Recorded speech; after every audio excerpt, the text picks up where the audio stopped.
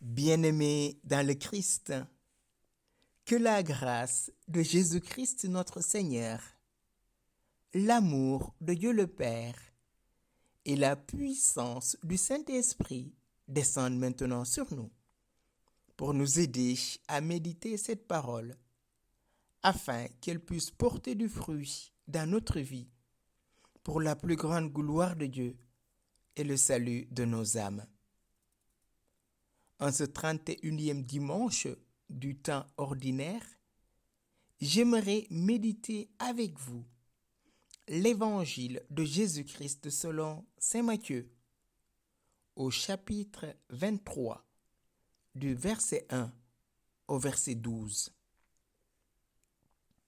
En ce temps-là, Jésus s'adressa aux foules et à ses disciples et il déclara: Les scribes et les pharisiens enseignent dans la chair de Moïse.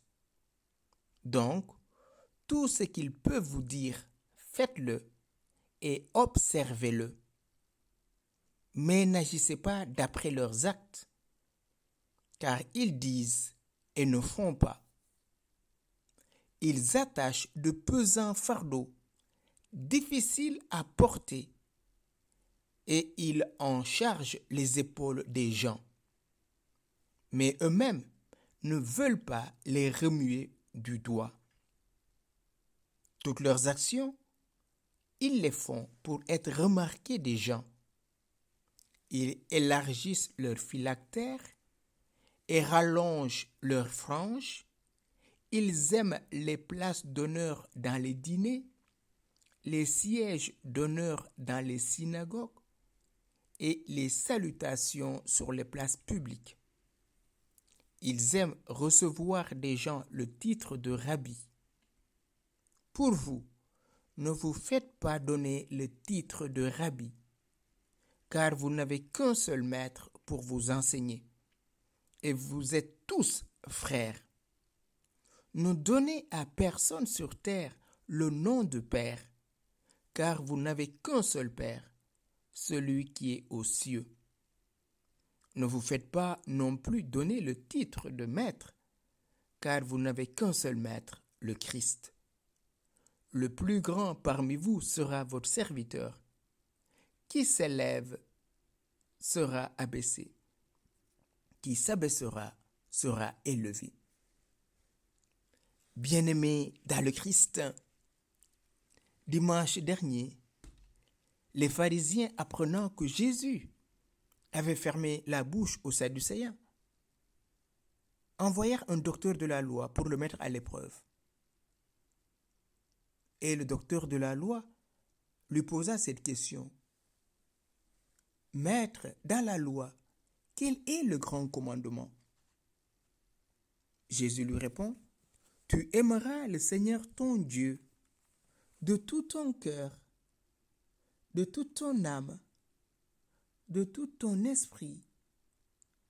Voilà le premier commandement, et le second lui est semblable. Tu aimeras ton prochain comme toi-même. De ces deux commandements dépendent la loi et les prophètes. Et aujourd'hui, Jésus est en face de la foule et de ses disciples. Et il leur déclare: Les scribes et les pharisiens enseignent dans la chair de Moïse. C'est eux les détenteurs de la loi. Ils enseignent dans la chair de Moïse, c'est-à-dire ils enseignent la loi mosaïque. C'est pour cela que Jésus dit: Tout ce qu'ils peuvent vous dire, faites-le et observez-le.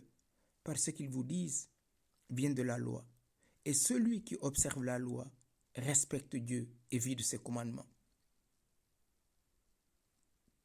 Cependant, il met en garde la foule et les disciples.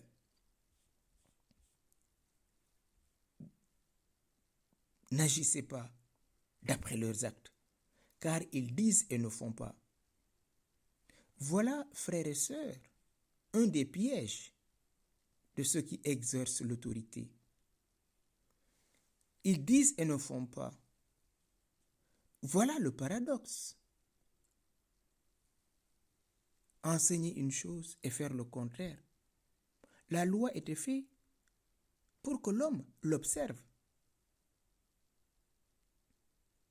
Celui qui apprend et ne met pas en pratique ce qu'il apprend, il n'y a pas besoin finalement. Jésus dit, n'agissez pas comme il agissait. Ce n'est pas ceux qui disent Seigneur, Seigneur qui rentreront dans le royaume, comme le rappelle Jésus dans l'évangile de Matthieu chapitre 7, verset 21, mais ceux qui font la volonté de mon Père qui est aux cieux. On peut être un ancien de l'Église, on peut être baptisé depuis belle lurette, on peut être un pratiquant de grande envergure aux yeux des hommes. Mais si, frères et sœurs, notre conduite est contraire à l'évangile du Christ, vaine est notre foi. Nous nous trompons nous-mêmes. Et c'est facile de tomber dans cela. Ils disent et ne font pas. Aujourd'hui, on entend des prêtres dire, mais oui, moi je n'ai pas fait vœu de chasteté, je ne suis pas un religieux. Mais mon ami, tu as consacré ta vie à Dieu tout entière pour son royaume. Si tu ne peux pas vivre la chasteté, arrête de mentir au peuple de Dieu. Arrête de tromper les gens et de te tromper toi-même. Aujourd'hui, beaucoup de personnes quittent les églises à cause du comportement de ces pasteurs et de certains fidèles qui croient être meilleurs que les autres, qui jugent, qui condamnent. Or, la parole nous dit, je préfère la miséricorde que les sacrifices et les holocaustes. Oui, frères et sœurs, ce que nous proclamons, c'est la parole de Dieu et les sources de vie. Ne la manipulons pas pour notre intérêt. Et c'est ça le paradoxe. Ces pharisiens, c'est les docteurs de la loi, les spécialistes de la loi. C'est très bien d'enseigner la loi, mais c'est mieux d'en être l'exemple et d'en montrer l'exemple. Jésus souligne cela. Pourquoi? Parce qu'il s'est rendu compte que leur agir est contraire à la miséricorde.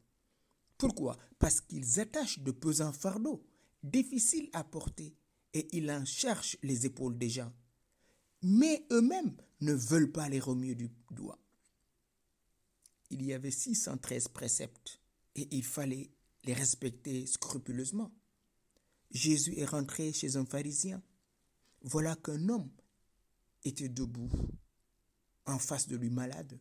Et Jésus leur demande, est-il permis de faire du bien le jour du sabbat ou le mal? Bien sûr, il va guérir cet homme. Et qu'est-ce que les pharisiens vont dire? Ils vont chercher une occasion pour le faire mourir, parce que cet homme ne respecte pas leur sabbat. Et Jésus leur dit, si votre fils ou votre bœuf tombait dans le puits le jour du sabbat, qu'allez-vous faire? Bien sûr, frères et sœurs, ils vont le sortir. Ils ne vont pas laisser le sabbat finir. Et donc cet homme ne vaut pas plus que tous les animaux du monde. Aujourd'hui, nous protégeons les bébés phoques, nous protégeons les animaux et nous préconisons l'avortement. Quel paradoxe! Quel paradoxe! N'agissez pas d'après leurs actes. Toutes leurs actions, ils le font pour être remarqués des gens. Voilà le second piège. Pratiquer l'autorité comme une domination et non comme un service. Ils attachent de pesants fardeaux difficiles à porter. L'avoir, le pouvoir et le savoir peuvent être prétexte de domination, de supériorité. Alors que celui qui a l'autorité, frères et sœurs, dans l'Église de Jésus-Christ, est le dernier de tous. Il est le serviteur de tous. Il est l'esclave de tous. Par 6 mois, le Maître et Seigneur, je vous ai lavé les pieds. C'est pour que vous aussi, vous puissiez vous laver les pieds les uns les autres. Aujourd'hui, c'est difficile d'exercer l'autorité dans l'humilité. Très vite, le gain, le pouvoir ou l'avoir peut nous faire monter la moutardonnée, alors que nous devons être doux et humbles de cœur. Le troisième piège, c'est vouloir paraître. Toutes leurs actions, ils les font pour être remarqués des gens. Ils élargissent leurs phylactères et rallongent leurs franges. Il peut nous arriver de tomber dans cela. Le m'as-tu vu? Si je dis comme ça, comment les autres vont me considérer? Si je me comporte comme ça, le qu'en dira ton frère et soeur? Pourquoi avons-nous peur de marcher dans la lumière et de demeurer dans la lumière? Les autres n'ont qu'à rester dans leurs ténèbres. Au contraire, je ne dois jamais juger ou condamner. Je dois prier pour que la lumière puisse luire dans leur cœur et qu'ils accueillent Jésus-Christ et que les écailles tombent de leurs yeux. La fausse humilité, c'est ça. Oui, je ne veux pas paraître, je ne veux pas toujours être devant. Si Dieu te met devant, reste devant dans l'humilité. Tu n'as pas besoin d'élargir tes phylactères. Et le quatrième piège, se croire important, avoir le goût des honneurs. Ils aiment les places d'honneur dans les dîners, les sièges d'honneur dans les synagogues et les salutations sur les places publiques. Ils aiment recevoir des gens le titre de rabbi. Oui, on peut recevoir des titres. On peut même recevoir des grades, des décorations. Mais ne perdons pas la tête, frères et sœurs. Il faut être très humble pour porter sans ridicule les honneurs dus à notre rang. Nous ne sommes que des serviteurs. Le père de famille n'est pas chef pour dominer sur sa femme et ses enfants. La mère de famille n'est pas chef pour dominer sur son mari ou sur ses enfants. Nous sommes chefs pour servir, frères et sœurs. La tête doit s'abaisser pour relever tout le corps. Jésus continue, pour vous. Voilà la clé de cet évangile, frères et sœurs, me semble-t-il. Vous le savez, les chefs des nations les commandent en maître et les grands font sentir leur pouvoir. Parmi vous, il ne devra pas en être ainsi. Celui qui veut devenir grand parmi vous sera votre serviteur.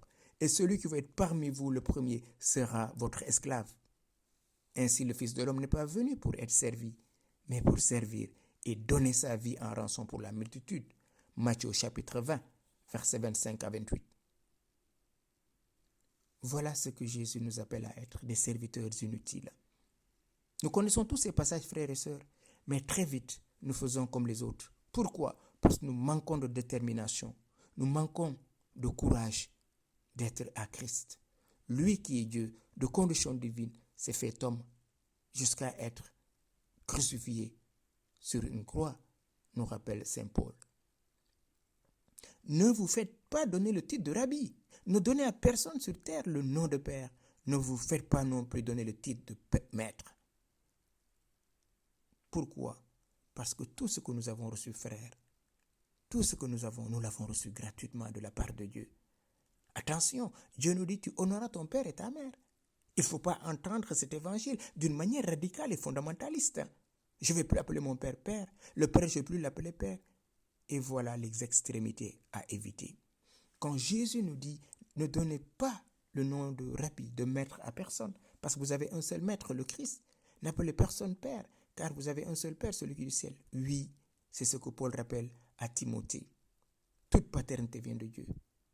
Si j'exerce cette paternité à la manière divine, en me faisant serviteur de tout le monde, voilà la vraie paternité.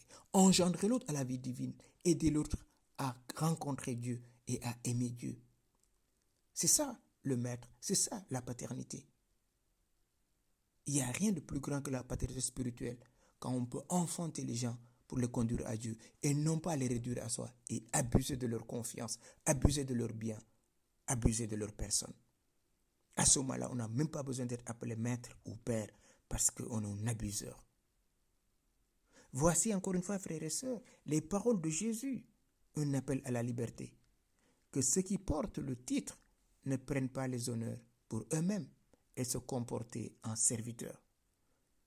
Que ceux qui n'en portent pas ne tombent pas aussi dans la servilité ou la courtisanerie. Ne donnez à personne sur terre le nom de Père, car vous n'avez qu'un seul Père, celui qui est aux cieux. On peut bien sûr continuer à employer les titres de Père. Abba, notre Saint-Père, on l'appelle le pape, parce qu'il est le serviteur des serviteurs. Le prêtre, notre Père spirituel, on l'appelle Père. Notre papa, on l'appelle Père. Attention, mais que cela serve à glorifier Dieu, car qui s'abaissera sera élevé, mais qui s'élèvera sera abaissé. Nous ne sommes pas dans le registre de la récompense ou de la punition. Il s'agit non plus de prendre plaisir à s'humilier. Beaucoup plus profondément, il y a là une grande loi de la vie, la force de l'humilité. Dans le mot humilité, il y a humus, ce qui vient de la terre. Oui, frères et sœurs, demandons à Jésus cette grâce d'être des humbles serviteurs. Lui, le Maître et Seigneur, il a lavé les pieds de ses apôtres. Il n'en a pas tiré orgueil. Au contraire, il nous a laissé une leçon. Demandons à l'Esprit Saint d'entrer dans ce regard de Dieu.